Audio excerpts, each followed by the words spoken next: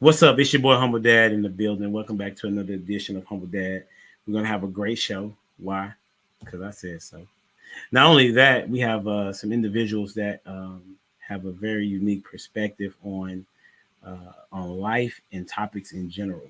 And so we're gonna bring to the stage first of all my road dog, Mr. Dwayne Jones. What's going on, homie? Yo, yo, living it up, man, living it up. Listen, you always talking about you living it up, but I don't really believe it. But hey, it's your story, and you seem to be sticking to Hey, fake it till I make it. it. For sure. So the first question, I'm gonna ask everybody, what's your favorite color and why? Favorite color is blue. Growing up, my brother loved red, and I'm like, you know what, no, man, And so red is the opposite, so I'll take the blue. Red is the opposite of blue. That's how I feel. Look at the police cars. You got the red and blue contrast. I'm sorry. Yeah, I'm sorry. Hands up. All right, bring it to the stage, Miss Shan. What's going on? Good evening, everybody. What's going on? Nothing much. Okay, I know the question. Okay, Green, baby, why? because it's like the color of money, it's color of life. Plants giving back, Mother Earth, all of that good stuff. I don't know. That's fake answers. I just like green. That's a bit. All right, so we got coming to the stage, Mr. Uncle Stepdaddy. What's your favorite color, homie? Well, first, before you answer, I want to say welcome for the first time. You're gonna get the lighting right. You know what I'm saying, so we can see your face and all of that. Yes, sir. Right? All right. Yes, I appreciate you joining us today. You know what I'm saying? I'd say my favorite color is probably I got a few, but my favorite color is green. One. I had to say green because of money. Green because of money. All right, that's a bet. So we got two greens, and we're gonna welcome to the stage Miss Shay McNuckles. What's up, lady? Hey. Doing all right? I am doing well. Thanks for bringing me back another week. Listen, you always have a good perspective, so I'm gonna bring you back as long as you say yes. Thank you. Yeah. So tell us, what's your favorite color? The usual girl color, pink. It's so pretty and just cute. So that's me. The color pink is cute. Okay, got it. All right. So you like the cute. All right. Mm-hmm. Thank you for answering. Bet. All right, and welcome to the stage, new edition, Dr. Tarcia. Right? Tarcia. Yes, hey everybody. And I know the question also, and I'm sorry, Dwayne, but I have to go with the opposite, which is red. Red turns heads. So I'm red. Red, represents the blood of Jesus. Red represents the best sorority in the nation, Delta Sigma Theta. And just a red. I'm a red girl. Ooh, okay, that was some really good thought behind that, right? My favorite color is royal blue, right? Well, midnight blue. Apologize, midnight blue. It's almost to the point of where it's black, but like it's that that is very calming. Right? The navy blue and the midnight blue is very calming to me, and I've always liked that color. So for me, it's royal or midnight blue. I think somebody's trying to come in, so let's see. Oh, here we go. Mr. Hank, what's going on, sir? What's going on, big brother? Sorry for my tardiness. Listen, man, it happens, bro. You know what I'm saying? Right? We when you get with your camera ready. Oh, there you go. There you go. Listen, right on. I'm okay with you causing interruptions, bro. You know what I'm saying? This is gonna be a very unique conversation. You ready for it? Damn, I hope so. That's a bet. So, did you hear the question? No, I didn't. I'm sorry. What's your favorite color and why? My favorite color? Yeah. Blue. Is there a particular blue? Not a particular blue. I like royal blue and navy blue. That's a bet. And why is that? My favorite teams. Sports teams, that's it. Cowboys? Hell no. Listen, you didn't have to be so aggressive with your answer, bro. I'm just saying, That's a brother. pretty I'm aggressive sorry. answer. Okay. Yeah, I but mean, you held on that's to your L's and everything. that's a Okay. pretty harsh accusation you put on me right there. Don't I put that body on me. apologize. Okay, so we throwing bows off the top. Okay, got it. So what teams are you talking about? Desert with blue. uh, Kentucky Wildcats and the Chicago Bears.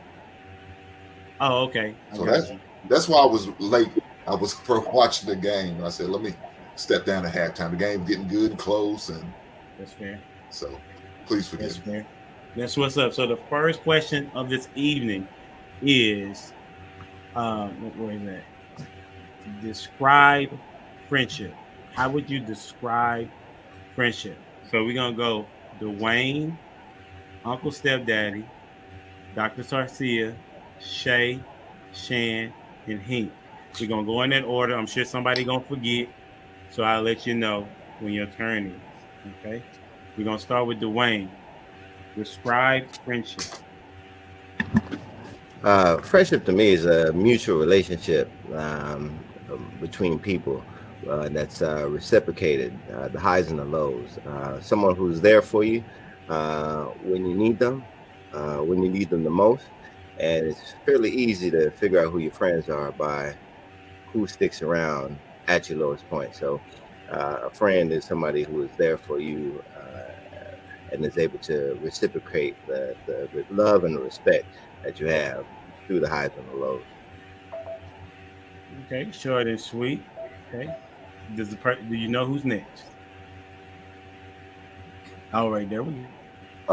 All right. Describe friendship. Friendship is someone who knows you, the ins and outs, the pitfalls and the highs, the lows, the valleys, the mountains. Friend is someone that you can call on. So a friend is someone that can hold you accountable, and you're going to take their criticism. A friend is somebody that you can talk to about anything and everything. A friend can be someone that you're committed to, married to, because how can you be married to someone and they're not your friend first? So with that being said, those are my definitions of friend. Somebody that no matter what, when you're down and out, they're always there to give you a helping hand, not kick you when you're down.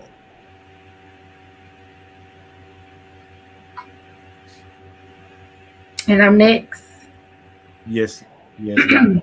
Next. Okay. They pretty much said it all, but just to say my own definition of friendship, again, it is a relationship between two people. Relationship in which you can communicate with each other freely. I would like to say non-judgmental relationship where you can be open and honest and talk with them and feel like they're not going to judge you, but at the same time they're going to be real with you and provide valuable feedback. And again, you and someone said reciprocate, meaning you're giving just as much as they're giving and vice versa. So you're pouring into them, they're pouring into you. You're helping them, they're helping you. So it's not a one-sided thing, it's definitely two-sided. Friendships are valuable. These are valuable relationships. These are relationships that help you throughout your life, through the ups and the downs, as somebody else already mentioned.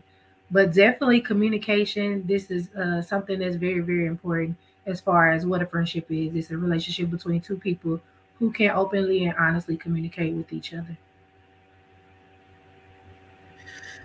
So, to me, friendship, so the Bible says one who has unreliable friends soon come to ruin, but there is a friend who sticks closer to any brother.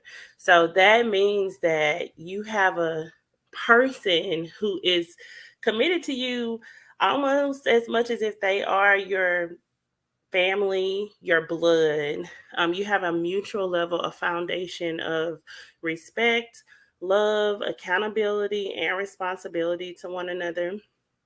And so it truly sets the tone of um, your perspective in life, your environments. They are there to help you through transitions, They're there to encourage you, to motivate you, and also to hold you accountable.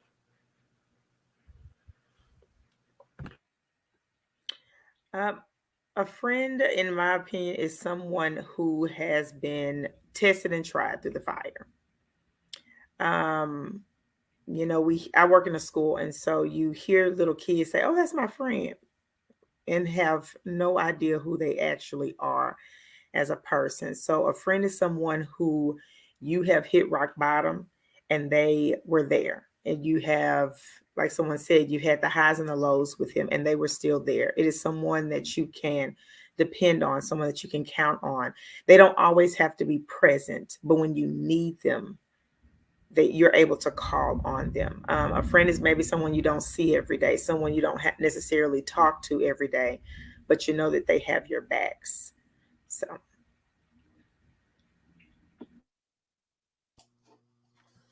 All right. Well, everybody said what mostly I wanted to say, but I don't know. I guess one thing about a friend, I know Uncle Stepdad said something about not kick you while you're down. Sometimes your friend needs to kick you while you're down because you need to hit that harsh reality. So to me, that's a friend to tell me my shit stinks when I don't think it is, when I'm feeling myself, when I need to be leveled off, you know. Um, Someone who's going to constantly hold me accountable, you know what I'm saying? Who's going to challenge me, who's going to, I guess, really be my therapist when, even though they don't have a doctorate in it, it's not their profession, but they are willing to listen as well as talk and give me loving advice. You know, come from a loving place when they do talk to me, even if it's in a harsh or in my face type manner. I know that's coming from a loving place. Somebody who I can tell them, "Hey man, I love you, dude," and he knows where I come from when I say that. Um, Man, to me that's a friend. Like you said, when I know during COVID. Let me give, if you don't mind, giving an example. If you don't mind, do you? Go ahead, bro. You see your homie messing with you. Yeah. I don't know what's wrong. I think he's a little jealous of my beard because his beard's not as flush and He does have a struggling nice. beard. That's for sure. Yeah. So I ain't got them issues, but nonetheless, hold me accountable, Logic. Yeah. But during Shout out to COVID, man, Logic. me and my buddy, during the different times, we both had COVID, and I was willing on going over, taking a chance, come to this man's house, taking a chance to catch a COVID before I even caught COVID, just to make sure he needed he had what he needed. I called him up, I was checking on him, and like I said, we don't. So I think somebody said somebody you don't call every day, but you still know that they're there for you. Well, and that's what it was. Usually about twice a month, saying I give him a call, I send him a message via text or whatever the case may be, and check how he's doing. He said, man, he just found out he had COVID, man. I said, man, okay. I said, I'm on my way. What you need? You know what I'm saying? Whatever you need. He said, man, I don't need no, don't come by. I don't want to get you sick. Whatever, man. I didn't even take it. Took him some cough medicine, orange juice, just little things that, something when you had a flu you might need. Like I said, we was limited on what we knew about the vid. So, but just doing that for him. And guess what? He did the same thing for me. Went to KFC, bought me a bucket of chicken, you know what I'm saying? A couple of days of DoorDash of groceries, and was went on picking my groceries up for me when I got them, when I needed for them to be picked up. So those are the little things like that you're willing on putting yourself on the line for these individuals. Not everybody would do it. Not family wouldn't even do it sometimes. So let alone a guy who has no blood, who's willing to do it. So that's a friend of me. That's interesting that you didn't have anything to say, and then you provided, very detailed example of what a friendship is, right? Mm-hmm. And so I think that's very important for us all to have like a basic understanding of what friendship is. And as we move and navigate through these topics, we're gonna keep those in mind. So, with that being said, When, based on what y'all said, when does a person become a friend? Because the initial thing is that you have to find out who you got to first of all meet them, right? Got to got to have the initial conversation.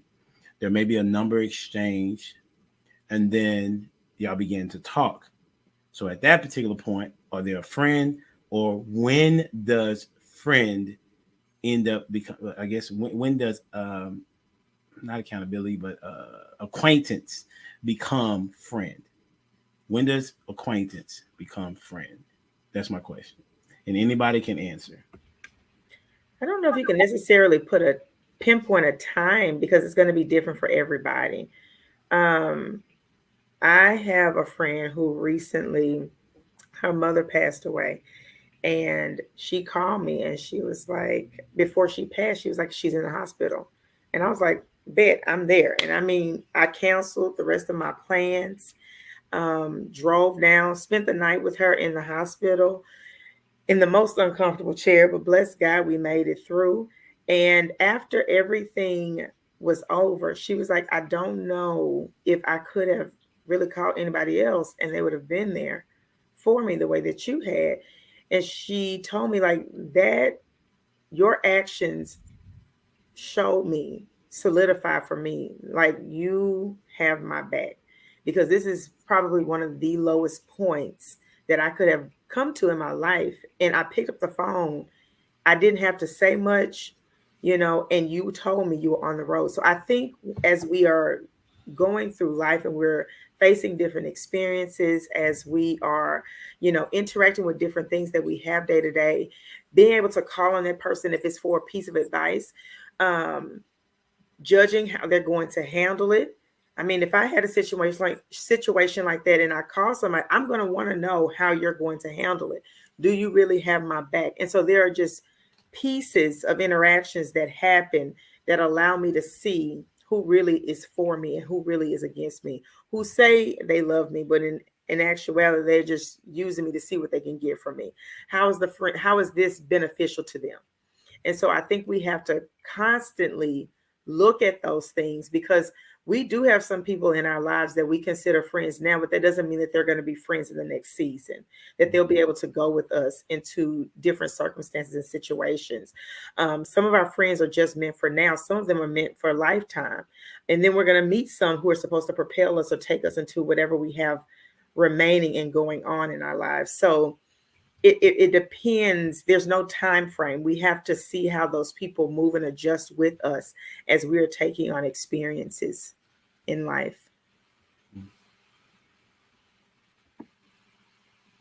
Anyone else? Yeah, I could jive with that. That's so true. And a lot of people I'd see now will just take from you. And I'm not looking for someone to give me material, but I'm looking for people to keep it real. And I think in that it's hard to find, and I think it's on a chemistry, it's a chemistry type thing. Whenever you're able to mesh well with somebody, in that first couple of encounters, and then whenever real gets real, it's still a calm and copacetic. And it's again for me, it's a give and take.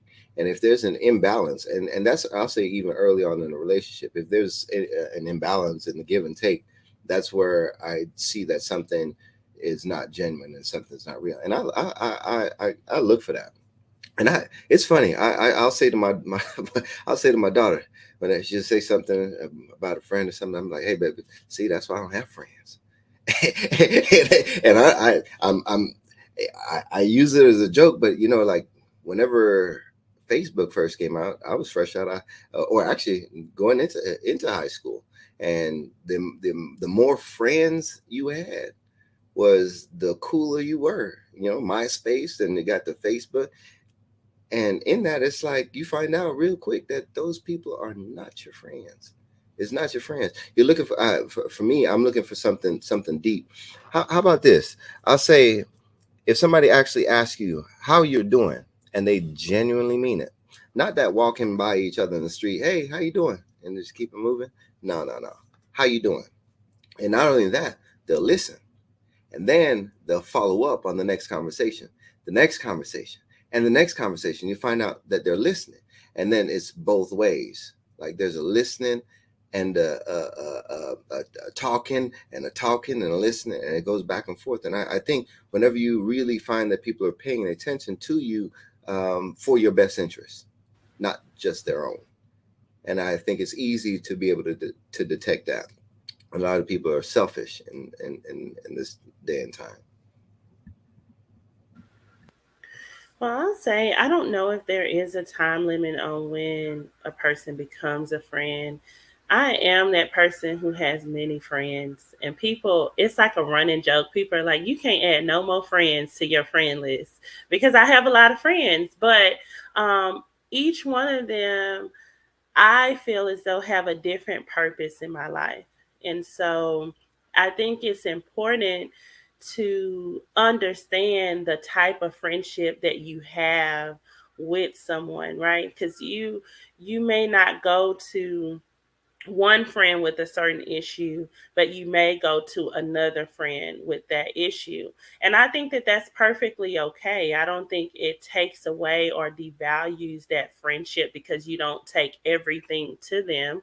I do have one friend that I share everything with. She knows the good, the bad, the ugly, right? And then you have other friendships. They may know some good, some bad, some ugly, but not necessarily everything. And I still value those friendships the same. Even if I wouldn't bring something to them, they still hold value, and I would still show up for them the same, and they would show up for me in the same way as well. So I feel that equals support. So I just think it's important that you're able to compartmentalize. I tell my son all the time, know who you're dealing with. Like if he gets upset with somebody, I always say, know who you're dealing with. If you know who you're dealing with, then you'll know how to maneuver through that relationship, that friendship, or whatever it is, because you know who you're dealing with. I'll add, I had a friend in college who used to call everybody associate. She was like, hey, associate, hey, associate. And we had grew to know each other, and I felt like we were past associate, but she would still call me associate. But and this piggybacks off what Shan said, it usually takes an experience to happen for you to cross over from that associate standpoint to that friend standpoint. So it's usually some type of experience that happens, like with Shan. I don't know if if she realized that's when they became friends. Her friend mom passed away and she was there for her. If she hadn't realized that Shan was her friend before then, I'm sure that experience made her realize it. So it's usually some experience that you encounter when you realize, oh, this person is really my friend and isn't just an associate. And so I think that, there's something that typically happens. And like they said, everyone else said before, there's no time frame you can put on it, but as you're developing a relationship, at some point when something happens, that person goes from just being an associate to being a friend.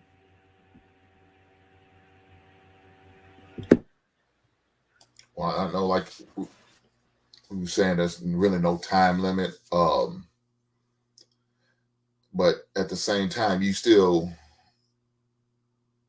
want to, I guess, vet and make sure, who you calling a friend and who's not, because, you may call them a friend, but they may not feel you the same way.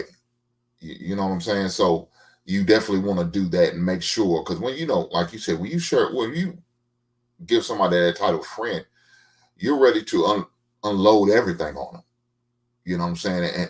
And looking for some sound good, logical advice that they're going to share with you or give you, and hoping that they're not the type to go out there and gossip and run off at the mouth and tell everybody who will listen. So I don't know. I don't know. Like you said, really, I couldn't put a time on it, but I remember I met a guy. We had a common bond with. Now we like two different teams. I mean, he likes the Dolphins. I like the Bears, and he likes Louisville. I like Kentucky. But we had a common bond. We both like in fantasy football, and it was just football fans, period. And so we created a bond like that, and that was less than a football season. I felt like, okay, this dude's a solid dude. You know, a full football season, it's probably about maybe 3 to 4 months. So in that amount of time, I realized this dude's a solid dude. You know what I'm saying? And we both had something in common. We both were a fan of marriage, believe in marriage, and at the time we was both married. Um, so I was always a fan of, going out on couples trip and not, women's trip and our guys trip by yourself. Just everything was done as a couple. If we're gonna go out of town, out of the country, whatever the case may be, or traveling, we're gonna do it as couple. So I had that same mindset. A lot of like other things we had in common that we always talked about, like one pot. What I'm saying, we talked about stuff like that. Now we had, of course, different political views, but that didn't matter. I look past that. So I think what I'm hearing everyone like the common thing is like this level of vulnerability that you have or that is shared between two people, and so you're able to be vulnerable and open to a extent where you're comfortable with doing that because you don't share or just be vulnerable with just anyone. And so I think when you've had that type of experience or that feeling to where you're able to be vulnerable, then that's like the defining moment or the turning moment in that friendship. because we also got to think. I don't know about y'all, but a couple of my friends, some things I share with my ex-wife never knew. She will never know. I never would tell her because it's something that happened between me and my friends, and we can relate as men. We can relate to what the things that I shared with him about, so that just wouldn't feel comfortable sharing with my wife, but was open and cool, and I felt like I could share that with my friend, and that's the type of relationship I had with him or with the two guys I'm talking about. So That's good. Did anybody else have something to add to that? Well, I'll throw some on. I'll throw some meat on the grill right quick with that. I don't think there's a time limit. I guess when it comes to that, you plant a seed, you grow, watch it grow, and then if it grows into something, let it be organic. Something it's just like I don't know if this is the right thing to compare to it, but it's like if you dating someone and y'all committed and then they have children, you don't come in and trying to force a relationship with those kids. You just let it happen. You know what I'm saying? Because normally when you have a relationship with a young lady or a man and they have children, a lot of people come in trying to do too much, and they just let it be organic. You know what I'm saying? Whether you're a man or a woman, and because a lot of kids ain't gonna like you if they ain't the other parent. And you let it be organic, and they see that you ain't trying hard, trying to force something, because they gonna feel like it's fake, it's fraudulent, it's not. You know what I'm saying? It's plastic. So I would take it and just let it let it grow because um I look at it like, saying anybody. It might be like opposites attract. Sometimes you need that when it comes to two people. You don't need two people that's just alike and they like the same things. You can have differences. As long as we can agree to disagree, it's cool. We don't disrespect each other because it might be somebody that's I'm cool with and you cool with them. That don't mean we gonna have the same type of friends. But eventually over time, that person grows on you and vice versa. And then they can blossom into something big. But it's just let nature take its course. That's good. I wanted to address Hank. I think the issue that you and your other friend had is that y'all, the commonality that y'all had was that y'all like two horrible teams. I think that is what kind of bonded you all together. It's like called trauma bonding. how is that what that Yeah, is? that's what I'm saying. That's just my first thought. You know what I'm saying? I definitely could be wrong, but that's just my first thought. Though, right? Oh, okay. Uh, I'm gonna let you I've have been it. I've been sitting on that one since you said that. So Yeah, I'm gonna let you have that one. Then. I'm gonna let you have that. for sure. Thank y'all for sharing. So we're gonna transition to as you're talking about the time length as well as what a friend is.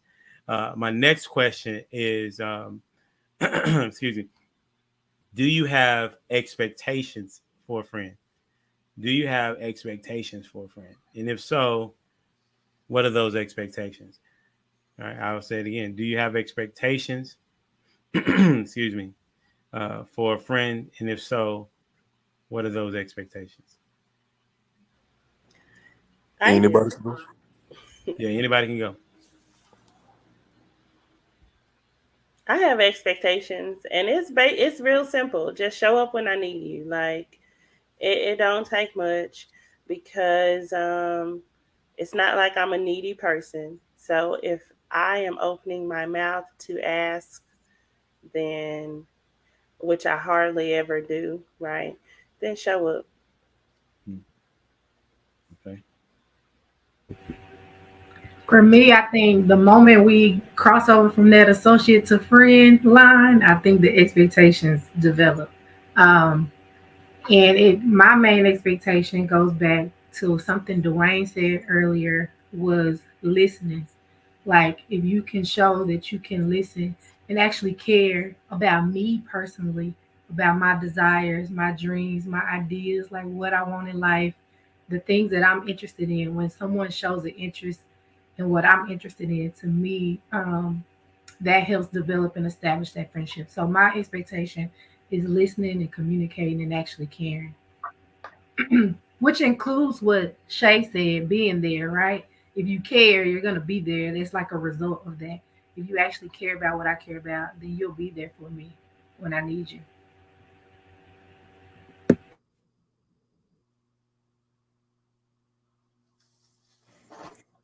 Um, I think I'm gonna go. I'm gonna play devil's advocate here a little bit. Um, Expectation. I don't have any. Um, I just want you to basically. I just expect. Only if I do have an expectation is being who you are and the person you're supposed to be. I don't want somebody to come in and try to be something they ain't. You know what I'm saying? Just for my liking, whether you're male or female. So because I was always taught when you don't have expectations, you won't be disappointed. So that's why I said I don't have no expectations of anybody, whether you're male or female, in the friend space. I just want you to then, what I'm saying, I try to be a pretty good gauge of character. So I just peep certain things. I pay attention to everything. Very, very anal, very cerebral. And that comes from growing up in a military household. So paying attention to body language, when it comes to everything about that psychology, what I'm saying, how a person think, how a person move. I pay attention to everything. If they don't, we're out somewhere and you don't put yourself in harm's way, or don't make, what I'm saying, blundered, what I'm saying, decisions, and you think logically, then yeah, I was like, okay, I can hang around this person. I can be around this person. I can, what I'm saying, do X, Y, and Z. So me, I want to be different, because I don't have expectations, because I just want a person to be themselves. So because if I put these heightened expectations on you, and if you don't reach that or come close to that, now I'm disappointed. Now I look at you different, or in other regards. So I don't understand why we have expectations, a whole lot of expectations in human beings, whether it's to an extent friendship or relationship wise. But you actually do have an expectation. You said you expect for them to be themselves. So that's an expectation. You expecting them to be themselves. Well, when it comes to that, that's all I would want from a person. But anything outside of that realm, outside of that box, I don't, because a person gonna do what they want to do regardless.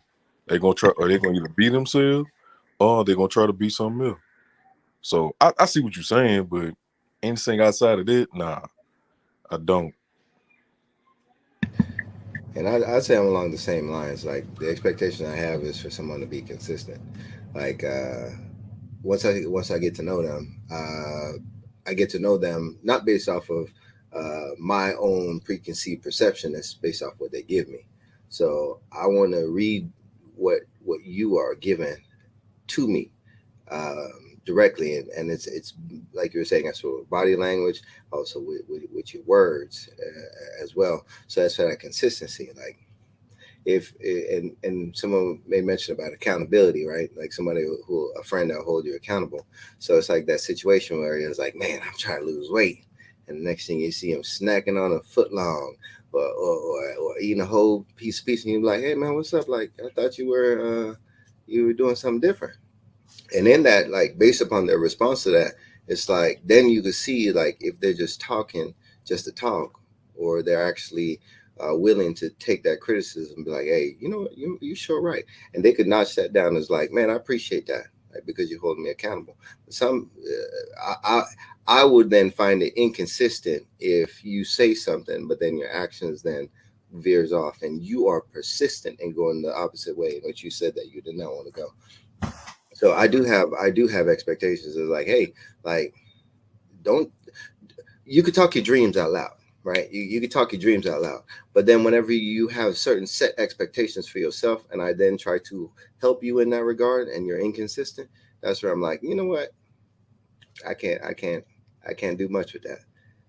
So I guess I do have an expectation for people to be consistent because I have a expectation for myself to be consistent.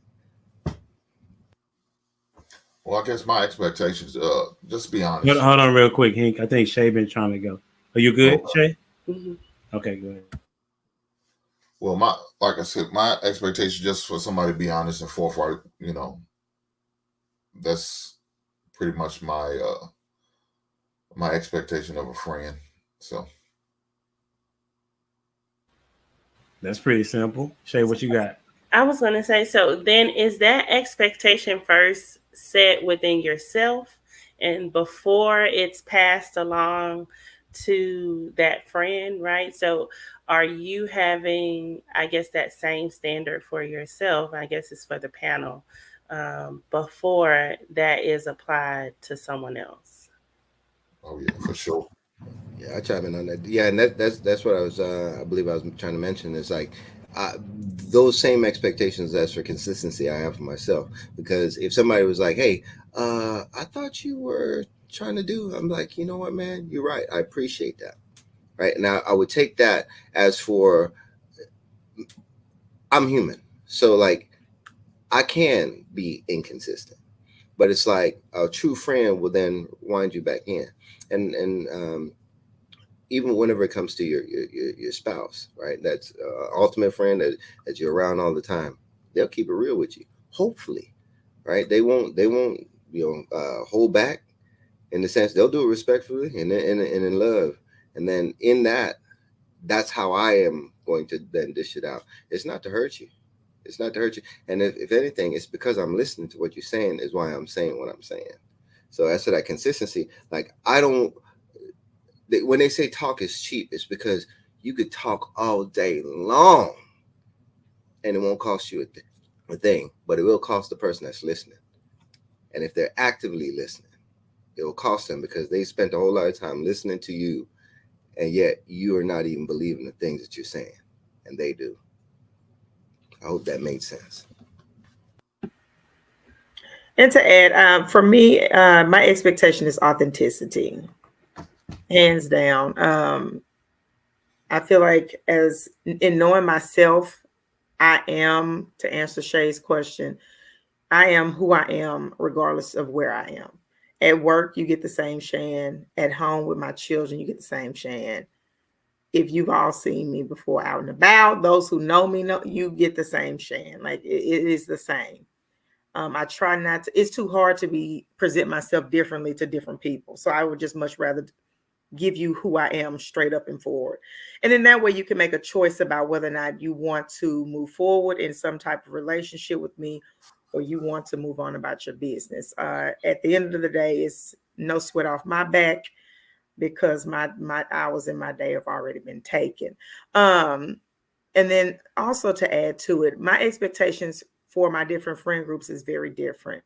So there are some people, like Shay said, that you have your friend groups where you know, oh, I can tell them this, I can tell them that. So I'm not going to expect certain things from certain people, because I've already vetted them. I know who they are. I know what they can handle. So I would never go to certain friends and expect something unusual for them. So at base level, I try to take the time to get to know who my friends are, and what value they present to my life, as well as what I can give to theirs.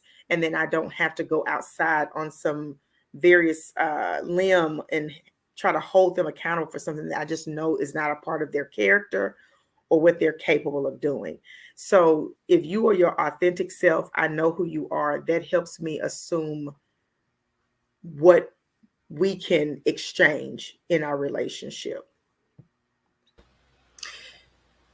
I just wanted to share this story because it happened this week. So I was on the phone and I was talking to a friend and I was like, hey, do you want to hang out this weekend? And they responded like, I don't know. And I said, okay, what about next weekend? And so then my son comes in the room and he's like, Mom, can you put the phone on mute really quick? And I was like, sure. So then I put it on mute. He's like, Mom, don't ask nobody if they want to hang out with you. He's like, if they want to hang out with you, they're going to ask you to hang out with them. And he was like, and if they don't, then you don't want to put up with that mess. This is what he said. So I'm looking at him and he's like, you don't want to put up with that mess. And then he said, because a lot of people always ask me when I'm going to have a sleepover, you know? And so I was like, okay, I was like, okay, well that definitely made sense, and so then he just had me thinking about that, for the rest of the day and even into the weekend, just like, it will be mutual, essentially, is what he was saying. Like, don't ask nobody if they want to hang out with you. If they want to hang out with you, they're going to ask you, and you won't have to put up with that. And then he said, and they should want to hang out with you because you're a nice lady. And I said, well, thank you, baby. And so at the end, I later talked to him and I said, oh, Vinny, thank you for that, for what you told me earlier. He was like, did it help? I was like, yeah. But that reminded me of how friendship should be mutually. Like, my 10-year-old son is literally having this conversation. I'm like, you are too smart, kid. Like, for you to just hear that and like, okay, let me remind you, don't keep asking people if they want to hang out. They know if they want to hang out or not. So Yeah, but how would you ever know if you don't ask? that's I true. mean, I understood why he said what he said, but So I think where he's what getting if your at, and friend took yes, that you'll same approach? ask. Go ahead. I'm saying, what if your friend took that same approach and nobody ever asked each other, so we'll never know. You know what I'm saying? So No, I think there is a difference between asking initially and then asking again, right? So that's where that listening comes into play, right? So I asked initially and then it's already put on the table. So he's like, you don't have to ask again if you already asked, right?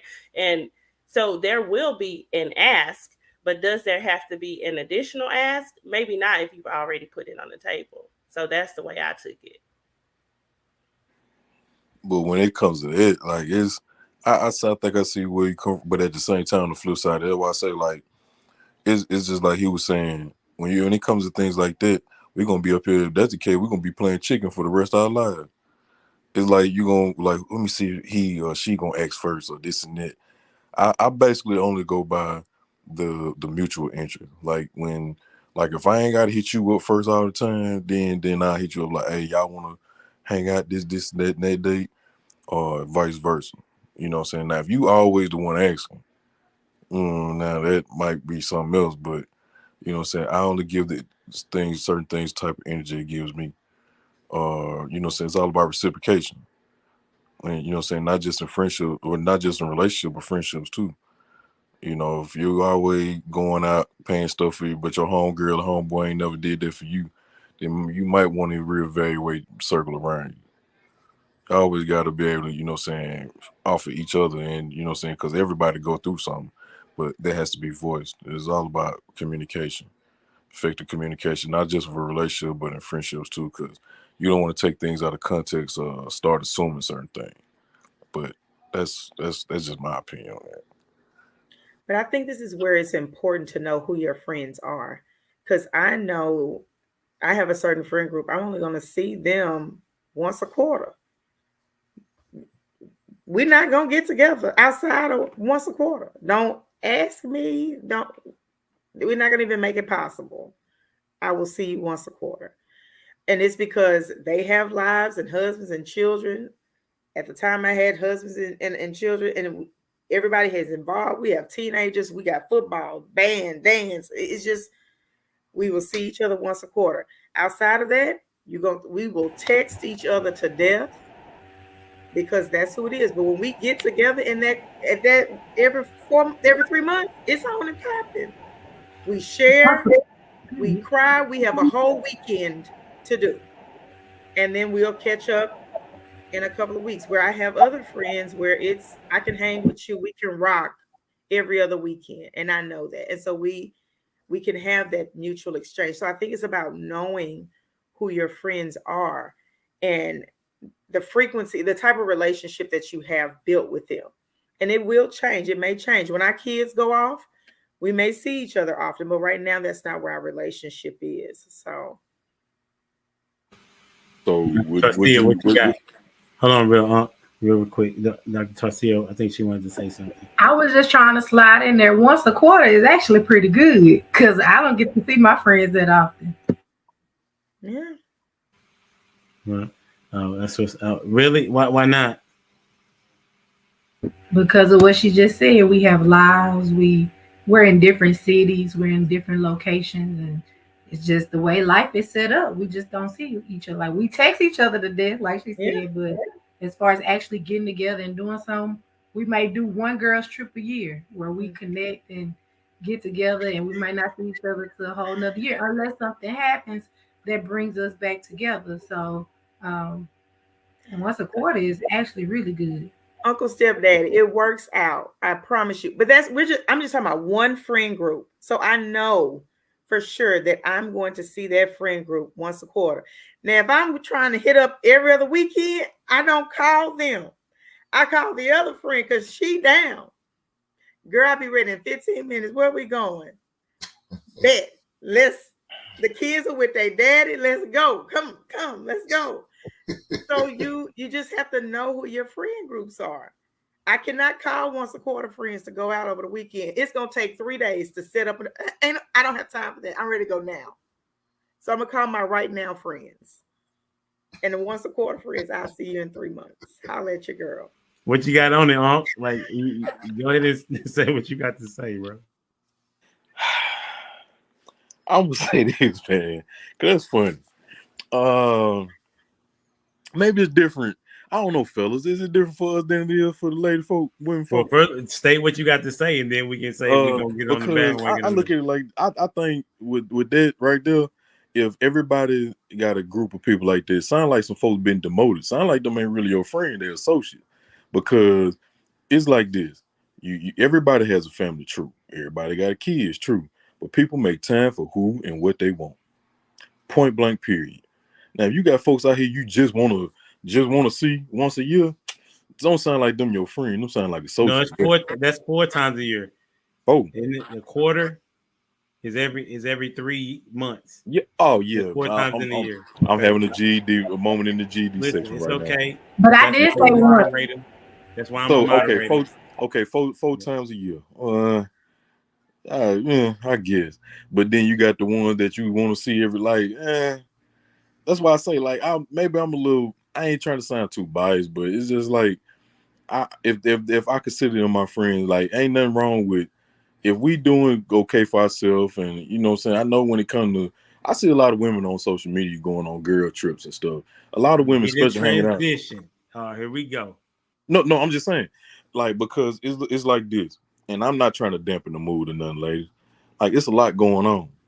We basically coming out of this pandemic, and everything. Well, I seen a lot of people I know personally that went into it and came out.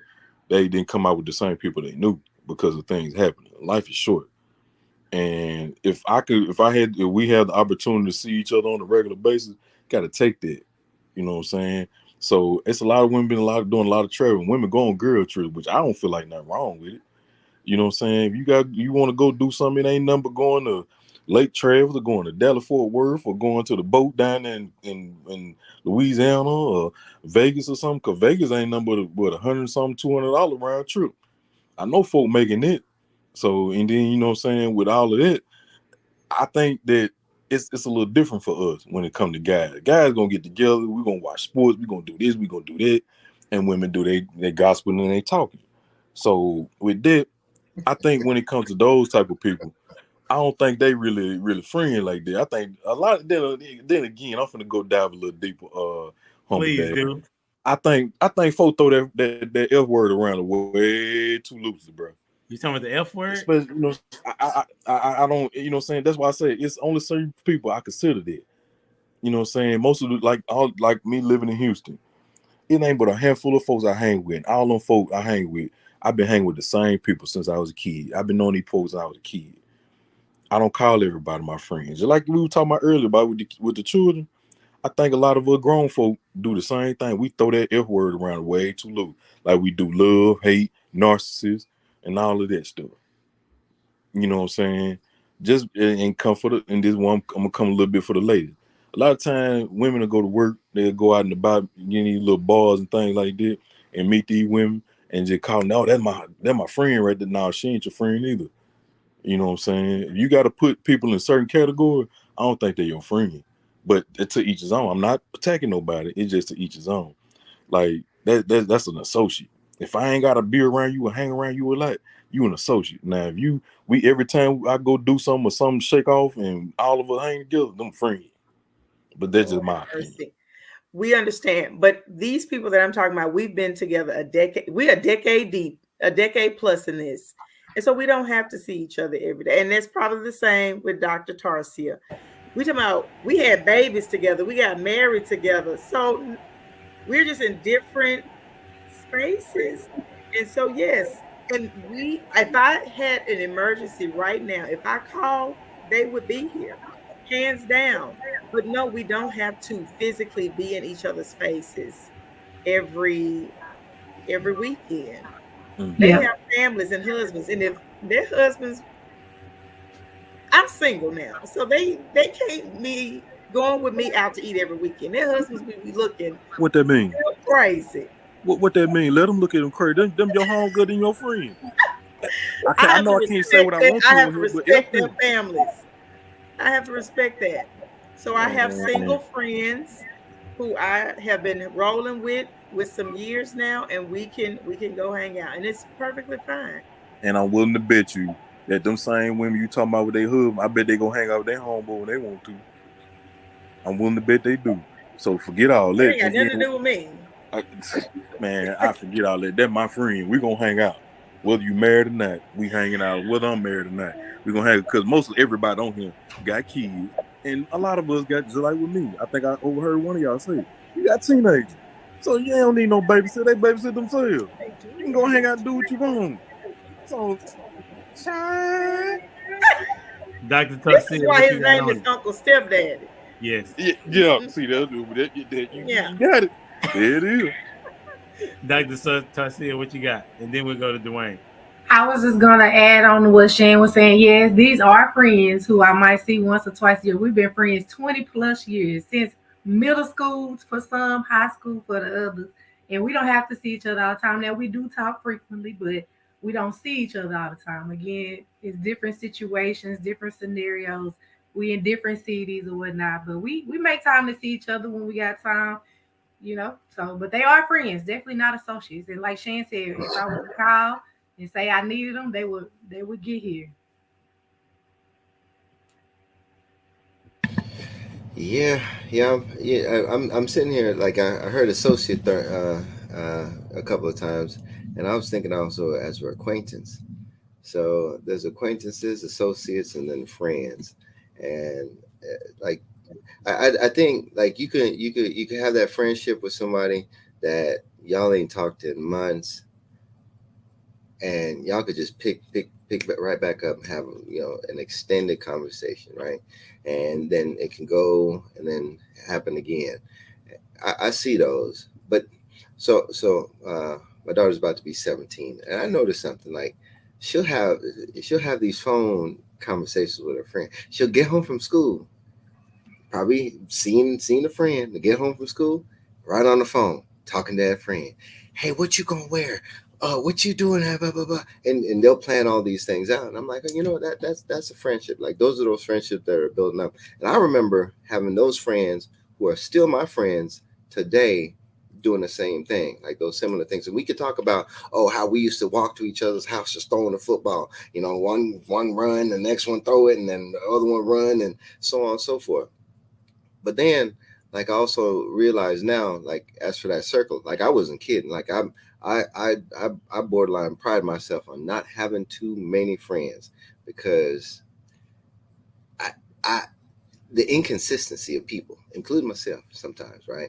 So in that, it's like my circle has to be consistent, and I also then will have to say this: I'm sometimes at fault, because I realize that after I have somebody call me or reach out to me like 3 times and I have not reached out to them, I call myself suspect as a friend.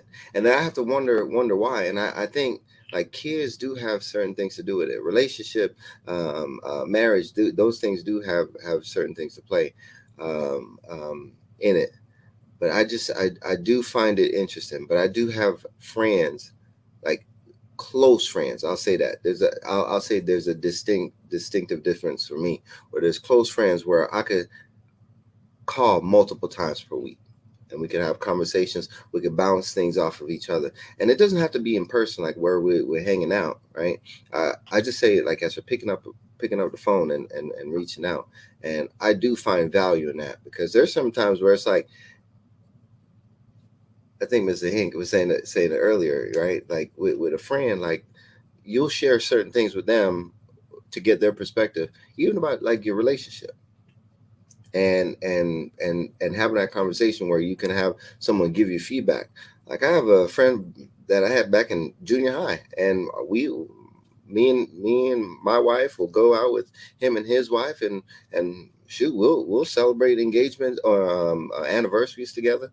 So whenever he has certain things going on, he'll be like, "Hey man, hey, tell me if I'm tripping, man. You tripping, you right?" Or like, "No, you got that one straight." So I think there are um, certain extents to it. There are close friends, there are acquaintances, and there are associates, and then there's those friends is where you touch bases every so often, and I think there's value in each of those.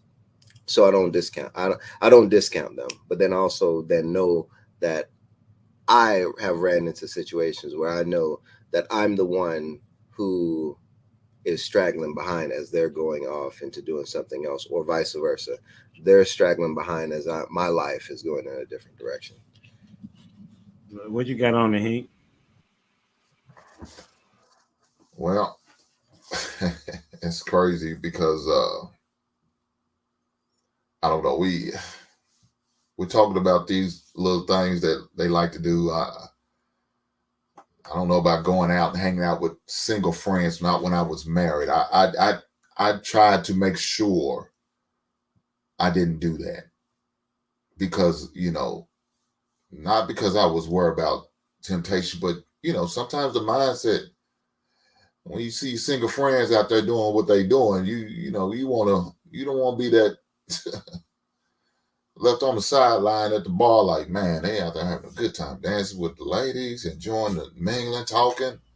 You want to do it too, because you feel left out if you don't. You know what I'm saying? So you don't want to do that. But I had to learn fast. I said, man, look, and it was my friend said it. I said, man, look here, I'm advise you to not do things like, if you're gonna go out, even if it's just the fellas hanging out, at a spot, make sure they all married or engaged or whatever the case may be. Because if you put yourself in that situation, you're gonna think like them. You're gonna try to move like them, even though that's not your situation at the time. So yeah. That's good. Is somebody gonna say something? No, Yeah, everybody. I was actually going to say that. No, that's a good point because now that most of the people that I call my close friends, they're married. They're in a similar segment of life that I'm in. So I do notice that as well because you can't be on a boat and everybody else fishing and drinking, and then you over there not throwing your line in the water. So I see what you're saying on that. What an analogy, bro. Fishing and drinking and throwing your. I got you, Uncle Stepdaddy. What you about to say? In your pink satin sheets. Is that a pink satin sheet? Hey man, y'all gotta cut that out. Look here. No, it's not a y'all. You can just address me. You know what I'm saying? You've What been no. laying on this pink satin sheet. You know what I'm saying? See, cut Very that out, man. comfortable. You know what I'm Cut saying? that out, man. But no, I'm gonna Listen, hold respond. on. How you gonna ask me to cut it out when you actually got it on camera? Like Oh you're the yeah, one it's that's nice. laying on the satin pillow. Yeah, well, yeah. It's Go a ahead. little comfortable. Back Yes, started I'm hurting a good. little bit. Go But ahead. what's this fella Hink and what's your name? Dwayne. Yeah, Dwayne. Man, I respect y'all, brothers. Man, I'm gonna say this, man. I'm gonna disagree with y'all a little bit when it comes to that because I feel like everybody has their own mind. You know what I'm saying? Like, what's the problem with a married man hanging out with single people? You got your own mind. You know what I'm saying? You know what's right and what's wrong. You know what you can and can't do. You know what I'm saying? And your homeboys over here doing it. Hey, let them do that. You know what I'm saying? Then if you got an old lady or whatever like that, you already supposed to know. She already supposed to know what she had. She married you. So I don't. Me personally, and I know everybody don't probably think like this, but I feel like if I was married, I don't mind my wife hanging out with her single friend because those were her friends before me, and vice versa. Like these people were here before you. Now, am I going to put them over you? No, but I'm just not going to stop hanging out with them because of my status, my relationship status. You know what I'm saying? I want you to be able to get to a point where you can trust me to make sound decisions. So I think we need to throw this out about with us, whoever, if I'm married, I'm hanging around my cousins or friends and they're single. That's their activities. That's their demeanor. You know what I'm saying? I know not to throw my bait out there in the water because shoot, I got a big prize fish back at home. So So, why you know what I'm saying? Why would I do that? Why would I even jeopardize what I have? You know, so so let me I know ask how you to go out and this. conduct myself. That's all I'm Uncle, saying. Y'all grown Uncle, brothers. Y'all go ahead. Uncle Stepdad, let me ask you this. Go ahead, bro. So your ass is obese, and you talking about losing weight, but yet you going to the buffet. Yep. Really? I'm going to Yep. eat salad. I'm going there to give me some I did salad not. That's a with some goddamn lie. croutons and That's a things like that. goddamn lie. You Hey, gonna see that? You gonna see that roast beef at that them ribs at the Golden Corral, that fried chicken and that fish. but peep this out though. Peep this. I get what you're saying. I get the great analogy, but I got a great segue though. But the thing about that is, I like a challenge. I want to challenge myself because I know mentally I'm not going to put myself in that predicament. I'm gonna go to that buffet and challenge myself. I'm like, you know what? You see these tasty delectables around here, but I'm finna go right over there where that salad is. I hear I you. want all this temptation around me, but Hey, I'm gonna I go hear right you. there where that salad is. Until Yeah. you justify why you went over with the baked chicken, then close to the fried chicken, and then the Over then there the with fish. all the fried chicken there, but then you know what? I'm finna get this baked chicken right here because it's Yeah. good for me. I ain't So, finna jeopardize my health eating that swine. I, I'm finna go so, right here with this baked chicken here. I'll put it like this. One of the most disgusting things for me as a man, right, is watching another man lust over a woman. I don't know if y'all ever saw that or seen that, but that's one of and when they freely talk about it, right? So being in the presence of that, it's not that I'm tempted in that direction. It's just like I'm too. there's too much of me being like, nah, yeah, nah, that ain't my thing. Like it literally gets to where it's like, that's not my thing, right? That's not my thing. So it's like, if you if football ain't your game, how often will you have to go to the games with your fellas and all that until you be like, no, that's they invite you and you're like, no, no, I'm cool. And then they know not to ask you because what's their answer gonna be? Nah, I'm cool. So for me, it's I don't like hanging out with single friends. It's like they have it's a different perspective, or they're at a different state of mind. And I'm not saying like never, but it's just like I, that's just what I've noticed as for where I'm at in life. A lot of my friends are married. A lot of my friends are raising kids, and we're doing it together. We're living life together, and it's like, man, I remember going to Reggae Fest with my brother and his friends, and I'm like, man, y'all disgusting, man. Like, I'm like, come on, man, y'all ain't gotta talk about her like that, man. Come on, put your tongue back in your mouth, and because I'm at a different space, so that's where I'm coming from with it. They had their tongue out their mouth, bro. I mean, you know what I'm saying? Like literally, like it's like drooling, neck turning, all that. And I'm I like, got man, chill out. you. This is oh, but stepdad saying, listen, It's if he's different for drooling, women. then the married man should be okay. That's what he's saying. Go ahead, Shin. Then I we'll think go to it's you, different Dr. for Garcia. women. I hang out with married women. When I hang out with my married friends, I'm there so we can catch up and get to, we can talk. So all I can is just, I'm not, that's not my concern. We have come so that we can hang out and chill, but women are not always hanging out in bars either. Women and Dwayne, guys we are don't, different. I didn't say that not women, there are women. Hey, I have my days where I'm sitting at the bar and I'm watching and I'm peeping and I'm talking. But then there are moments where I'm hanging out with my friend. I'm genuinely just wanting to go and we're checking on each other. Like, forget all of that. How have you been doing? What's been going on with you? And we can But y'all could have postpone did all that of on the the phone. distractions. But it's Y'all better could, to do it in person. but well, y'all could have did it at each other's house. Why do you have to go to the bar? We're not at a bar. We at a restaurant. We Oh, chilling. I thought you said a bar. I'm sorry. She did say If a I'm bar. going I to mean, a bar, it's I've done it me at a going to a bar. bar to watch the candy pass by. But if I'm with my married friends, we just at a restaurant chilling. I don't need to pay attention to what's going on around me. Yeah, Uncle but Stepdad, we're gonna put you out for bad yeah, behavior but in this I'm country. just saying I'm just saying like guys are different. Like if you out there uh actively trying, and I'm sorry to use this analogy, but whenever you actively trying to catch fish, you guys, it's different. It's different. So like I'm pretty sure like whenever, as for ladies, like whenever y'all were younger and y'all were actively trying to find a man, like it was a different approach. So like now it's just all right. I got mine. Like I'm good. You like it? You at the carnival, and you got your big old teddy bear, and hey, you good. You're not trying to play no games. You ain't trying to win no more prizes. You got yours, and you set. You're happy. But I think like whenever you're around other people that are actively trying to hunt or actively trying to acquire, then it's to me it's like a different approach, like than women at that juncture. Maybe I don't. I'm not a woman. Go ahead, Dr. Garcia. I was just thinking as Dwayne was talking, I had a question for him.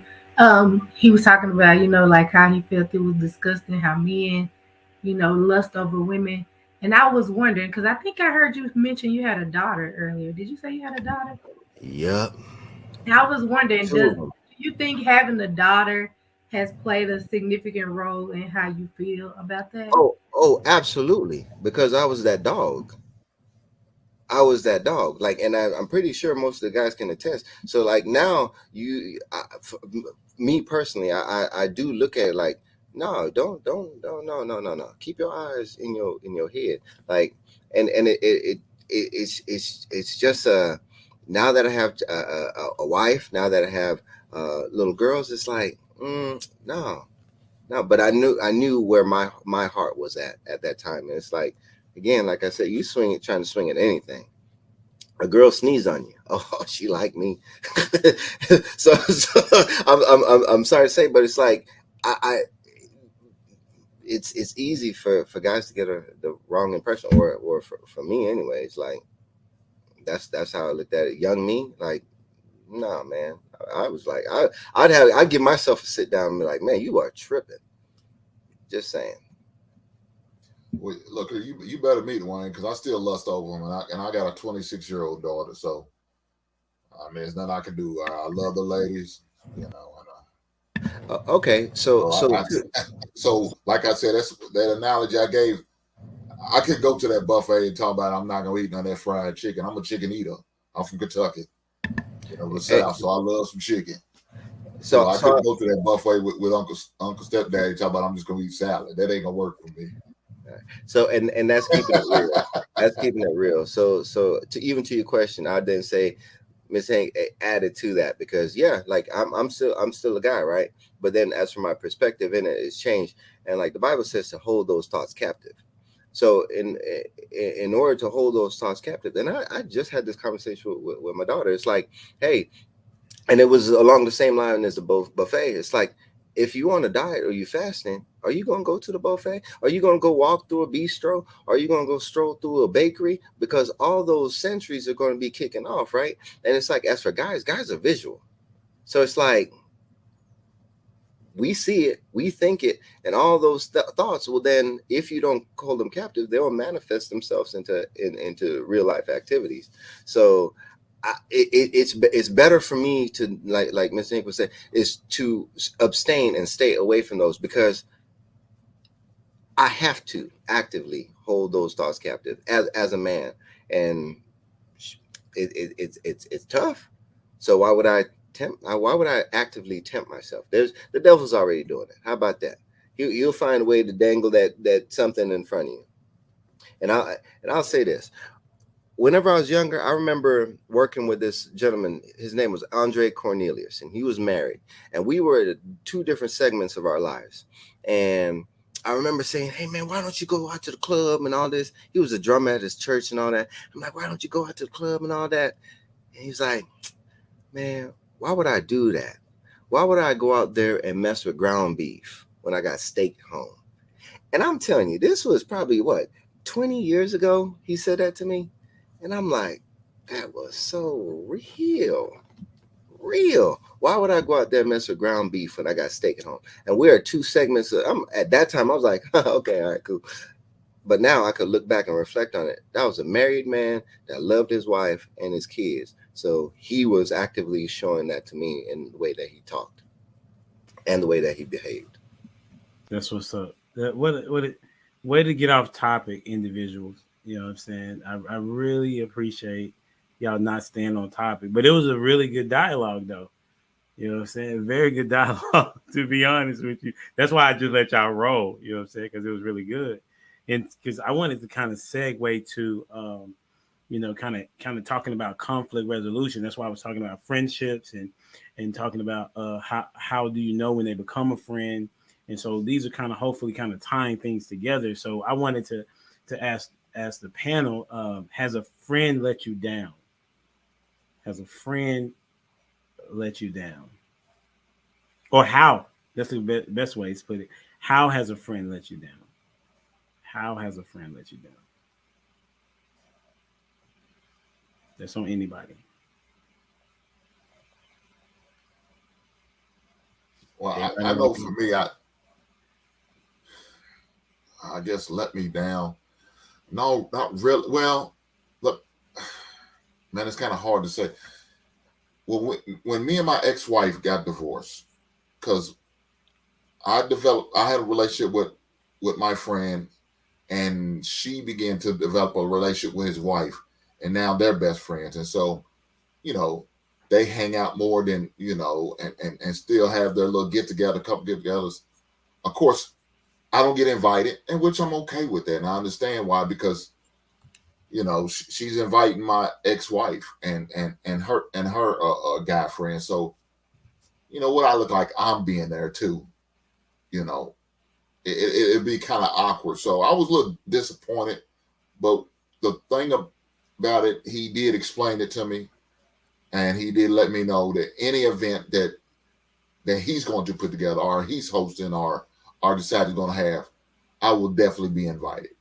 Hmm. And any event that she has, that she's going to put together, or host, or whatever the case may be, more like I won't be invited. And I understood that, and I can respect that because of the situation. So I don't know if he really let me down. No, he didn't really let me down, but it's kind of hard to swallow. It kind of hurt a little bit, but I had to understand. I had to respect that. So I've had friends let me down. Just lying, stupid stuff. There's no point in lying to people who you genuinely call friends, or who I thought was a genuine friend. And then in people leading into friendship, um, I have had to cut people off because I feel like I'm being used. Um, I am very passionate about just being there for people in general. And so when I feel like I am the only one who is giving in a friendship or in a relationship, because they're relationships, whether they're associates or not, it's still a form of relationship, and things are not being reciprocated, then unfortunately, where I thought we could build something more long term, um, it just didn't work out. And so you just have to cut people off and move on.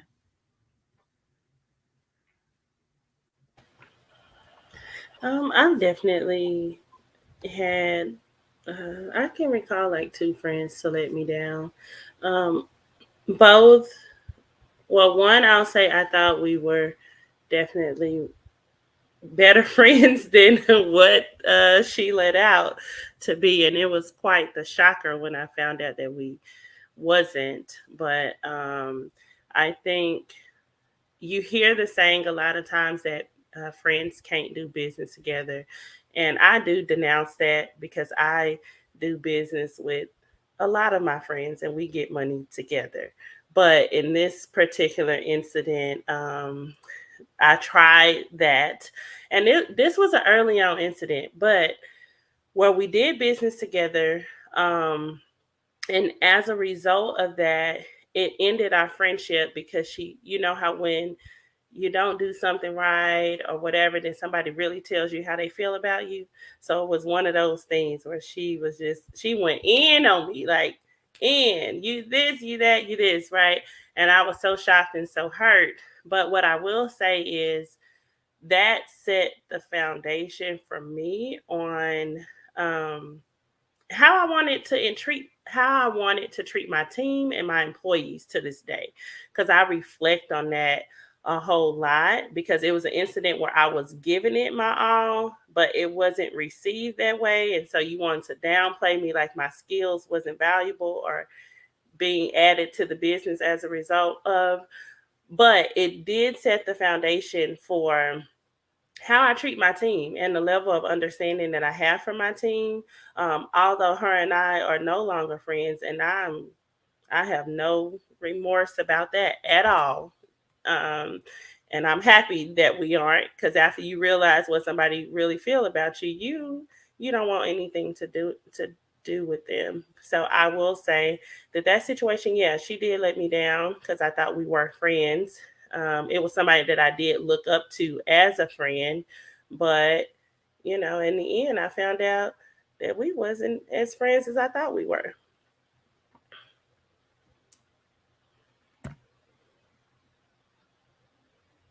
Don't all speak at once. What you got, Dr. Torcia? How has a friend let you down?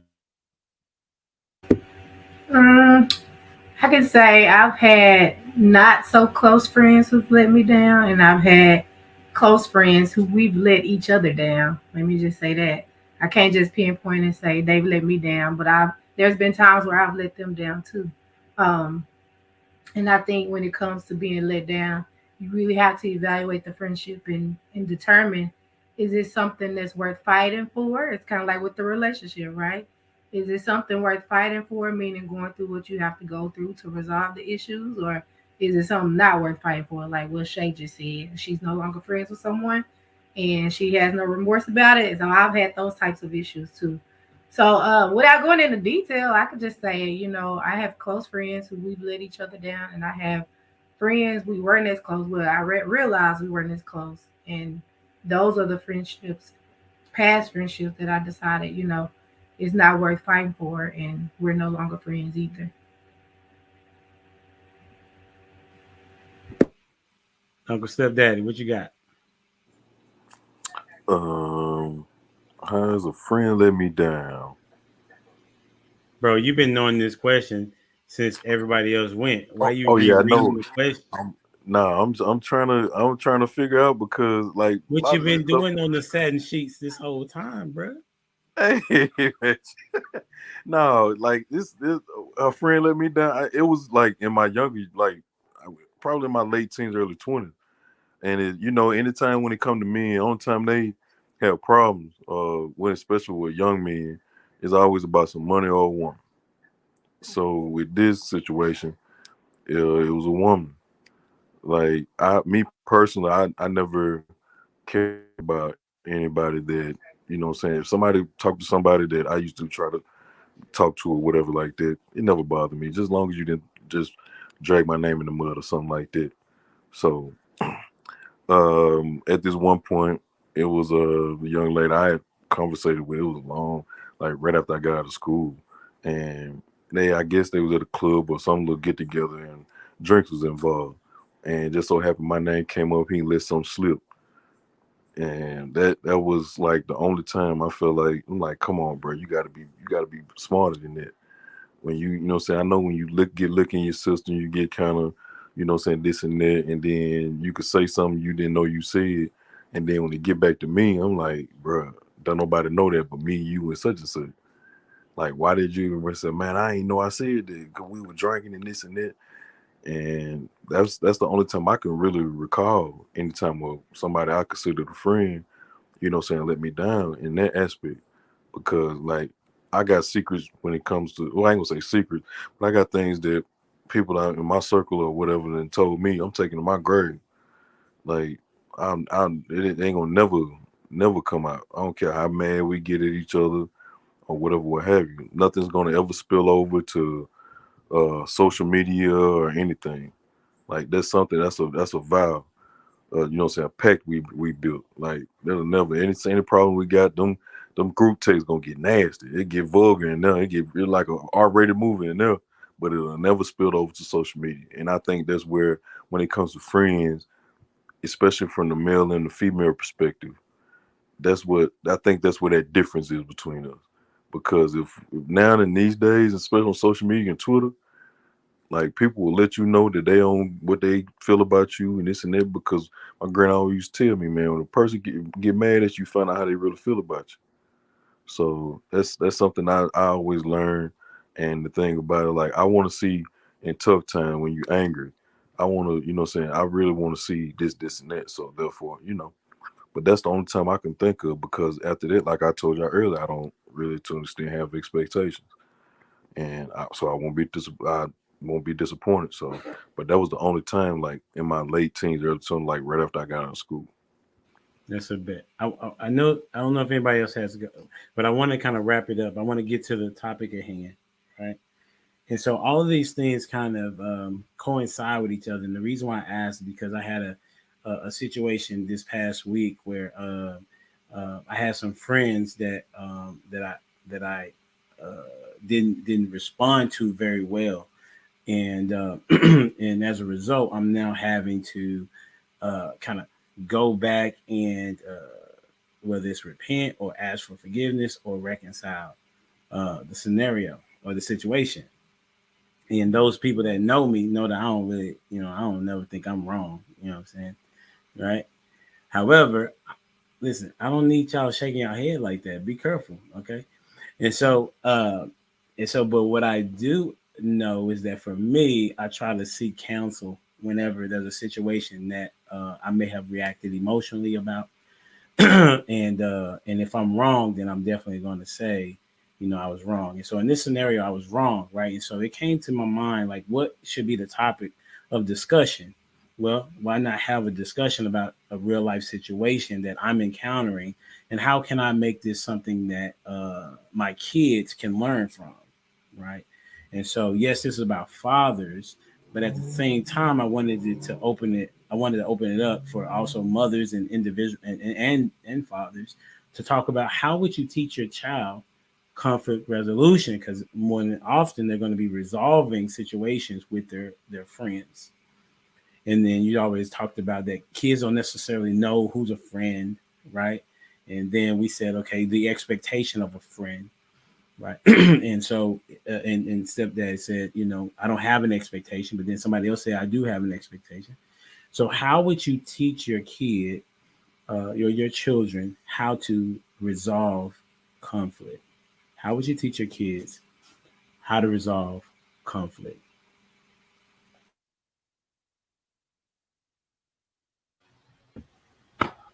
I'll go because we got to keep the lines moving, right? This is a hard question, though, Humble Dad. Like, honestly, I'm a teacher, or I was. I work with children. And honestly, I think to get them to stop, take a break, and then review the situation has been one of the best things that I could do in helping kids understand. And then a lot of times they overthink or they make a mountain out of a molehill. So, whatever their thought process was and what they heard, what they saw, wasn't necessarily what is actually happening.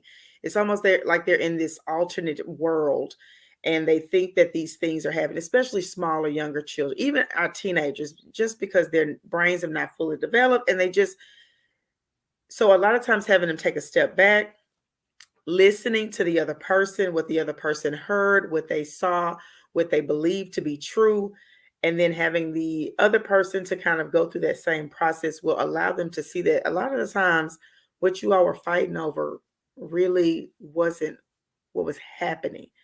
Like you are living in some delusion in your own brain that is outside of what reality actually is. And then from that point, we can talk about how we need to proceed and move forward.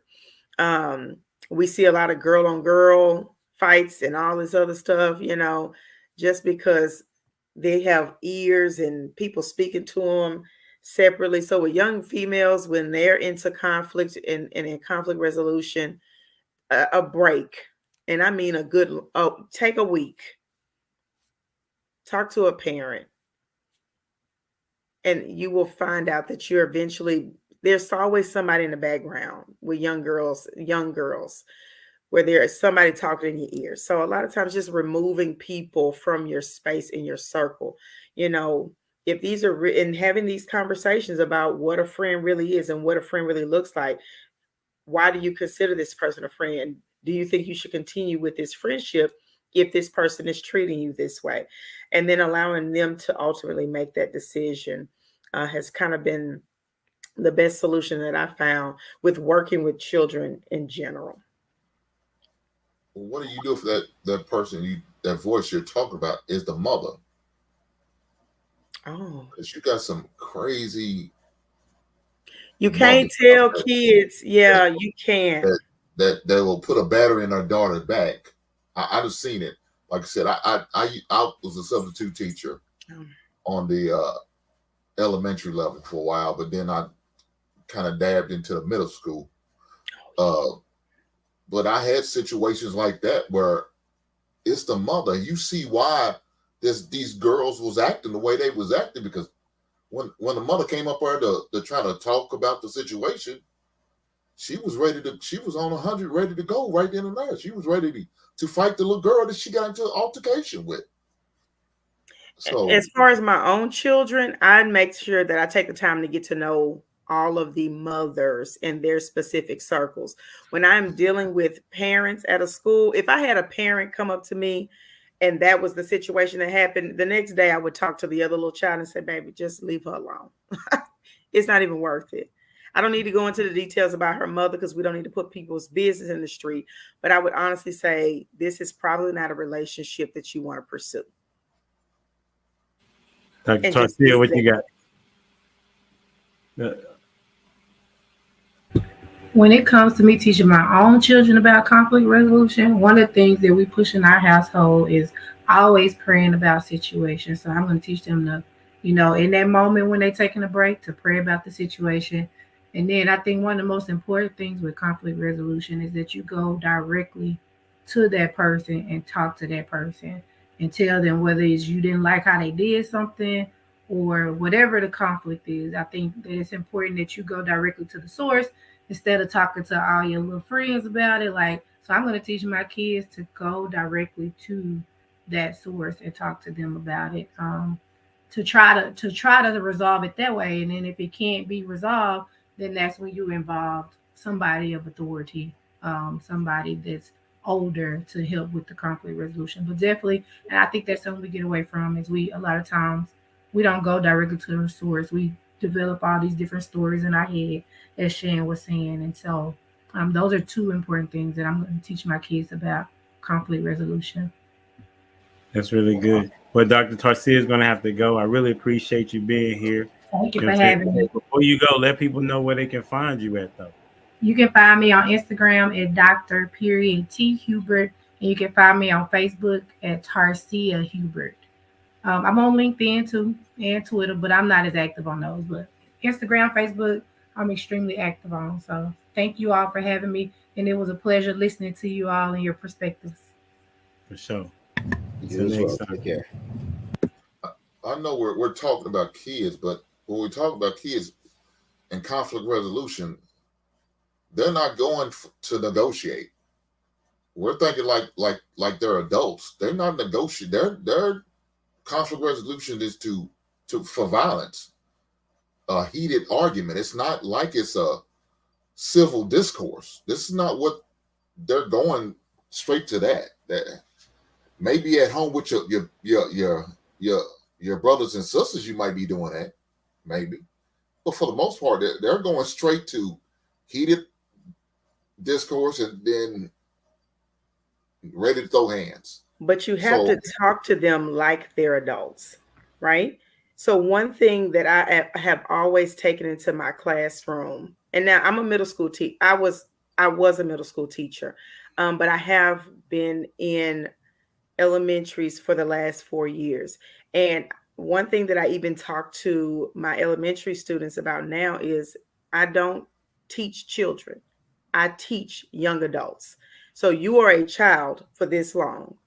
You have to be an adult for the rest of your life.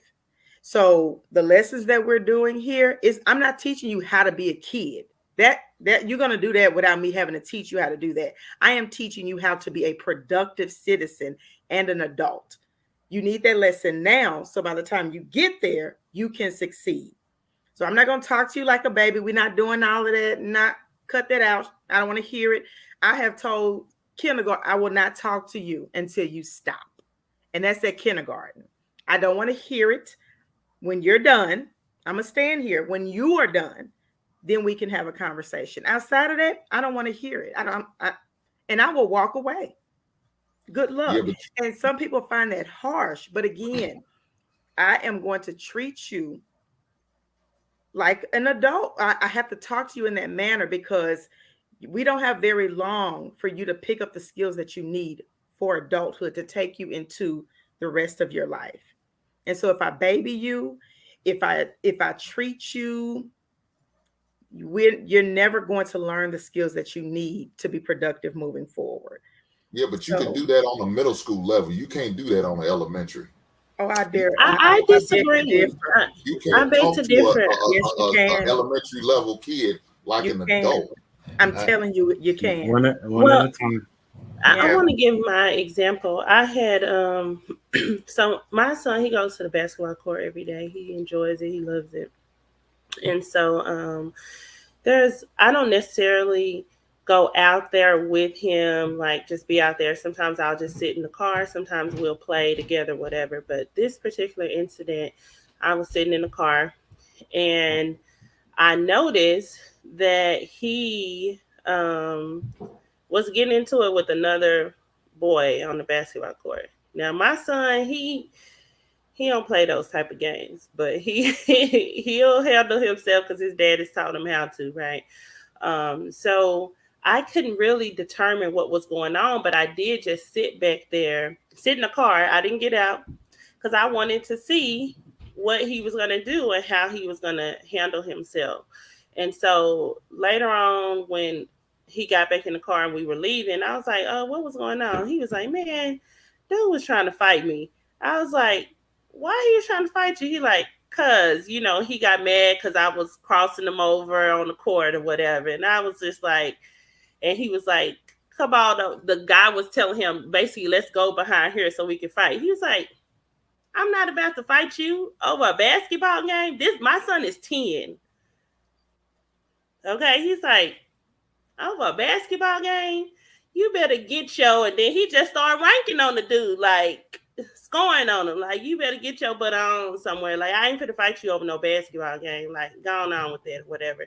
And they didn't fight. That was his own conflict resolution. I didn't have to intervene. He was able to handle that himself at 10 to know, I'm not about to fight you over no basketball game, because if I do fight you, I might hurt you, and I ain't finna hurt you over no basketball game because it's real stupid. So I think that if you continue, like Shantiri said, you keep it in mind that you're raising adults, and you give them those tools early so that they have it in their toolbox, and they'll be able to pull it out their toolbox at the given situation. So we teach our son to address the situation head on, like Dr. Tarshia said. Listen, take accountability, and then if from there, if it doesn't work out well, then you seek counsel. So that's kind of what we teach him in terms of how to handle conflict. Now, has he had situations where he did resort to violence? Yeah, he has had situations where he like, I ain't doing it. You about to get knocked out today, right? So he has had that, but I have seen him at 10 years old handle conflict very wisely. And I think that is, as you put it into practice, it is something that you're gonna have to practice as situations come along. And I think because he does have the tools, he knows if he want to resort to violence or not. So there has been a situation where he had an incident with a kid, and so after it was brought to me saying, "Hey," I'm like, "Oh, I thought y'all were friends. You and her best friends." He like, "No." I'm like, "Well, what happened? Why did y'all get into it?" He's like, "Well, she kicked me." Okay, well, why did she kick you? And he said, "Because I told a kindergarten to hit her." I said, "Well, why would you tell a kindergarten to hit her?" He's like, "Because I just thought it would be funny." Well, no. So then we brought both of them together after school and just kind of talked through the situation. Like, "Hey, what happened? No, yeah, that was immature. You can't do that. Take accountability for your actions. Do you think it's okay that you told that kindergarten to hit her first? No, I don't think it's okay. Would you want a kindergarten to hit you? No, I don't think so. Okay, well, why would you do that? First, take accountability for your actions. Now listen to her on why she found that offensive. And so she decided to kick you because of what you told somebody else to do to her. And at the end of the day, it's just all stupid. So now y'all both need to apologize, but you have to be accountable for what you did because you did initiate that. And I think the more you encourage that, that's going to show them how to deal with that conflict head on, and they'll have options on what they want to do.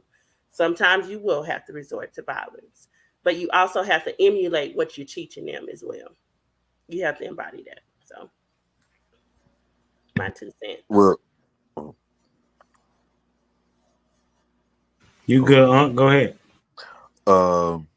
With that, I'm gonna probably end up staying in that lane, but go take a little more direction.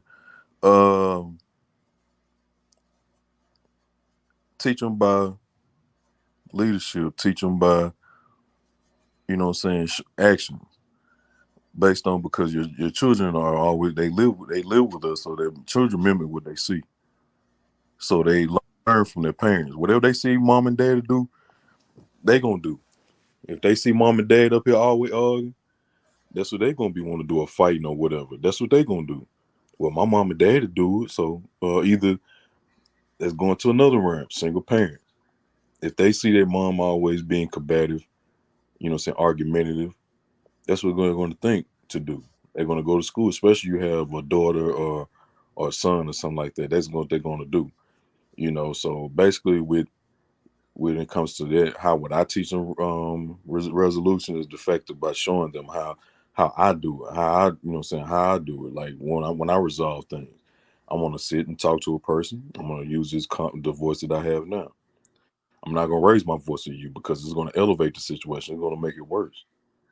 So why can't we just sit here and talk about things and try to come to a resolution or come to a common denominator and be like, you know what, let's do this X, Y, and Z, and then if we can't, we just agree to disagree.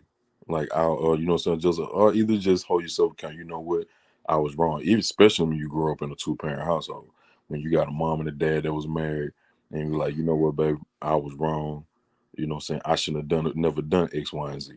And if those kids see that, that's gonna take them a long way. Because I agree with Hank. I know we all bros on him, but I gotta agree with these young ladies, man.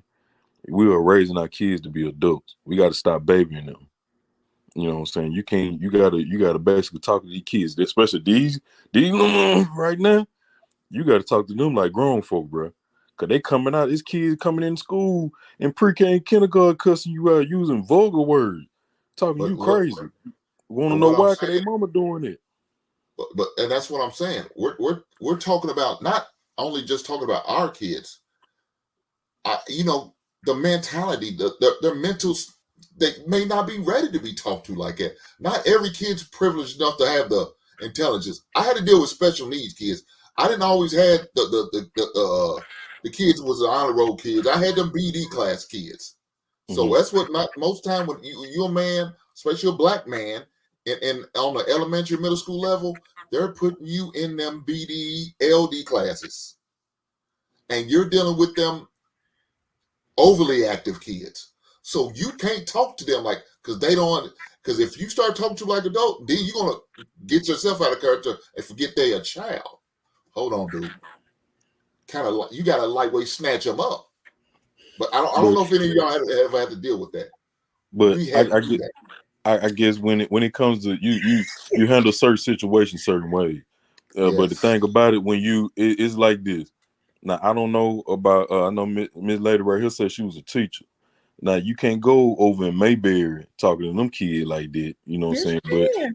But but yeah, you know what? Yeah, you can. But let me preface They that wouldn't. better. Let me The preface that better. Mayberries wouldn't come off to me like it. Like you said, they'll cuss you out. Yeah, that's what That's I what was I'm about to saying. say. So if I sit there and keep talking to them, now I'm thinking, okay, I'm talking like adult, but they not adults. They child. I got to keep reminding myself. So if I start talking to my adult, I'm gonna start forgetting they're adults. Because what? Hold on, little buddy, you're not gonna keep cussing at me like you crazy. But at the end of the day, that's why I said I get what you're saying.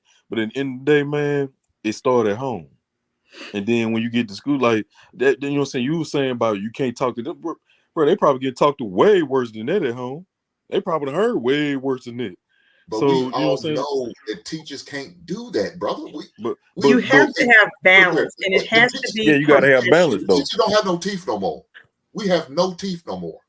They took our teeth from us. So Listen, I was you talking can bad only to do so kids, much bro. things.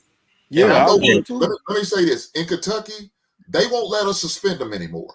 Oh, In the state of Kentucky, we're not allowed to suspend them. Because as if they're not in school, schools are not getting paid. It's $1,500 a head. And they have to be there at least until a half a day, which is 11:30 for us. They don't want to miss out on that money. They're not going to miss out on money. So you'll send them to principal's office. You go to detention or ISEP or all those other things. Guess what? That same boy will be in there the next day, giving you the same hell. That same little girl is in there the next day, matter of fact, give you worse hell. Because guess what? You got me sent to ISEP. I got a referral. They don't even want us to write referrals anymore because it does something to them mentally. That's what they tell us. Once that happened, I said, I'm done. I am done. That's why I was asking about more so about your own children, Yeah. not But somebody I else's. understand. I brought up the education piece. That's my Oh, bad. okay. Okay. Let But me he, let me talk. I do understand. I'm a SPED a coordinator, so I get it. I work with all of them, Hank, so I do understand. But the same lessons that I bring at home are the same lessons with my children that I do in the classroom. And I know there is a fine line on turning from professional into, like, I get it. There is a fine line. But it has worked for me. And that is with any educational background, sped to regular. And that has worked from kindergarten until I've worked with eighth graders at the highest. So it has worked for me. I'm not gonna say that it works for everybody else, but with my personality, it has worked. But yes, the conflict resolution, I think it's applicable really to any child though, Mama Dad. It works. And of course, in your own home, you have the right to do whatever you want. But what I did say to kind of help you wrap it up, Mama Dad, that I heard from all the guests is teaching your children proper communication. Yeah. That has been the key thing that I've heard. And that's being able to sit one to another and talk about what is bothering you, what the issue is, and then being able to have that dialogue has helped all of us. We've all talked about having that help resolve any conflict that you can be presented with. And so children need to understand how to do that effectively. Well, let me talk about what I do with my son, and well, I with my daughter at the time. I equate everything to Somebody money. has some feedback, so make sure you mute yourself when you're I not talking. I equate everything to money. I said, and I tell my son, I said, man, hey, look, Hank, that don't make sense. It doesn't make sense at all. That's a bad investment. If you're gonna act like that, you're gonna get a bad outcome. You're gonna get that negative outcome. That means money's lost. And that's how I equate things to him and help him really understand, because he's all about money right now. He's about making money. And I tell him, when you got to get your education, that's your check. School is your job. Your education and your degree is your check. Go get your money. And when I tell him we work for the scholarship, this basketball scholarship, go out there and get your money. Because guess what? At the end of the day, somebody else is going to pay for that school other than me or your mother, or you have to sign up for a student loan. Go get your money. So I equate everything to money to help him have a clear understanding of what's really going on. And I tell him, I said, look, we're not going to act emotional. Now, is there something wrong with emotion? No, as long as it's not really emotion, but passion, I'm okay with that. But when you get overly emotional, then that's when you get out of character. And I constantly remind him about. I say, even your body language is saying something that you don't want to give off. So it's all about that for me, and that's how I really educate, ensure, and help him deal with it. And it's worked so far to this point. Now early in this time, I know when he's in elementary, I would get a call every other day. Man, I'm getting a call. You need to come up premises. He's talking too much. He's doing too much. He's up and out of seat. So I'm up. He's getting a spanking 3 times a week out of 5. To the point they try to put him on medicine. And my wife at the time, I said, I'm not putting my goddamn son on no medicine. I'll be damned. We're gonna figure this out. But he's not gonna be on medicine. So that was a no-go for us. But it like I said, he got old, he got more involved and serious with basketball, with football at first, but then really, really got the love for the basketball. All of a sudden, it kind of tailed off his behavior, because he knew if your behavior's not right, you're not playing. I don't care what the coaches say. If they need you, I don't care. You don't play. And so I had to use that as a form of punishment for him, and it worked. And then he started just outgrowing, just mature, and because he was always younger, he's still young. He's gonna when he graduates, he's gonna be 17. So it's kind of scary for have my son on a college campus at the age of 17. But that's what could happen if we don't send him to prep school. But he's always been younger than everybody else he's been playing with and dealing with in all his grade levels. So, but trying to do that and use that as a form of keeping them in line and all that has really helped too. But yeah. That's what's up. Hey, Dwayne, you want to wrap this up for us, bro? Now listen, don't go into one of those Baptist sermons, bro. Okay? All right. You can do that. Are you telling me what to do? No, Yes. because it's my podcast. I know. I appreciate it. Right? No, no. That's good, y'all. Conflict is good. I do see that conflict is good. A conflict allows for the ability for character building, and my kids provide a lot of opportunity for that.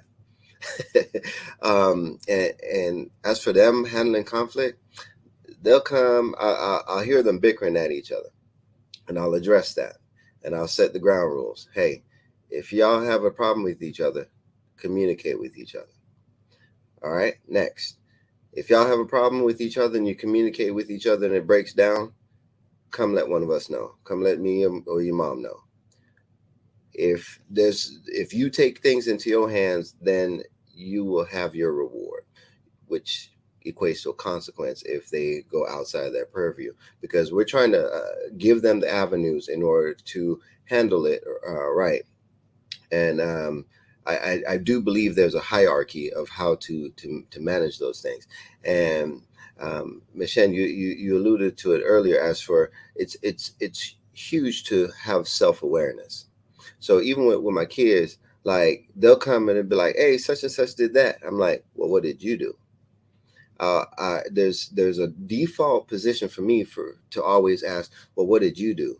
And even whenever it comes to a situation that happens at school or away, it's like, what did you do? Like, I hear you about that, but what did you do? Because I want to put them in the driver's seat. I want to let them know that nobody dictates your actions. You are the one in control of your own actions. And if you allow other people to remote control you or control you, then you're just going to be going to and fro. You are the one in control of your emotions. And even with that, the Bible says, be angry, which is an emotion, but it says, but sin not. And that precursor towards the end is a way to manage that over emotion, which you were talking about, Mr. Hank, is whenever that emotion boils over into unnecessary action or uncontrollable action. And I'll wrap it up with this. Tonight, I witnessed something happen between two of my kids. My 4-year-old boy, he was doing a whole lot of whining tonight. He was all in his feelings. And his sister, she was having a good night. And sent them to go brush their teeth. And as I'm watching them go to the bathroom to go brush their teeth, I saw my 4-year-old throw a horse kick. Back, like a back kick, like a back kick towards the sister. And I'm like, what was that? And I go in and I'm like, that was interesting. And I asked him, I'm like, hey, you just kicked your sister. And he's just sitting there and I'm like, hey. And I asked the sister, I said, and his sister's 6, and I said, what did you do? Because that was uncharacteristic of my son. So I'm wondering, what did you do to then have him do that? And I come to find out she did something that was uncharacteristic. And this is where that interpersonal, for me, I have to analyze this. So what she did was she went close to him and she was like, why are you crying, baby? And I was like, that's interesting. That's mean. That is really, really mean. And I had to handle that. I had to separate her and I had to handle that because there's something going on inside that flowed out to where she wasn't even saying it out loud. She had to whisper it to him, like close, to trigger him. Yes, I teach my son how to handle that, right? But then I also want to teach my daughter, don't provoke people. So it's a tit and a tat. It's like, don't provoke people. So at the end of it, I had to tell her, like, hey, we talk about beauty and all this long hair, all this jazz, yeah, but that's not what. I tell her that's a face value. I'm worried about your heart. I'm worried about your inside. I'm worried about your thought process and how you think about things and how you evaluate things. So with that, I want to address the heart. I want to address the interpersonal. I want to address how your outlook on life is, and again, how you will react to people and how you act towards people. That will determine what comes back to you. And as for conflict management, I want to be able to enable my children to be able to make the best decision whenever I am around them, as for whenever I'm not around them. Because at the end of the day, just they will get their reward. And as for their reward, it's for their actions. So they have to be very, very careful of what they do and how they carry themselves, because that allows them for either rewards or consequences. And sometimes I think that's interchangeable. That's what's up. This has been dope, man. I really, really appreciate you all for chiming in, for coming on. Love to have y'all back. Your insight was phenomenal. And so y'all can catch these people at different places. Dwayne is antisocial, so you ain't gonna catch him nowhere. Hink is over on Lapeef and Sundays. Shay has her own tax business, and you can just reach her at Shay McNuckles. Uncle Stepdaddy, what can are you on IG? Yes, sir. I got on my IG is Mr. Suggs Barrio. That's MrSuggBarrio. Are you not sure? Yeah, I had to think about it, make sure I spelled it correctly. My Facebook name is my name, Ricardo Suggs. What else? I have a security business, Sugg Security. I do private security, personal security. So if anybody out there that needs security, Humble Dad can drop my email address in the inbox or whatever, or you all can contact me rsuggs82@gmail.com. I don't want to put my phone number on here because I don't want to blow it up. Yeah, So I don't want you to do yeah, that either. You know what I'm saying? And then you got Miss Shan. She over there on IG dancing with her kids. You know what I'm saying? I ain't seen too many of those TikToks in a while. I guess ain't no new dance moves came out, so she just gonna be resting for a moment. All right. Well, I appreciate y'all, good people. Until next time, we out here. Deuces.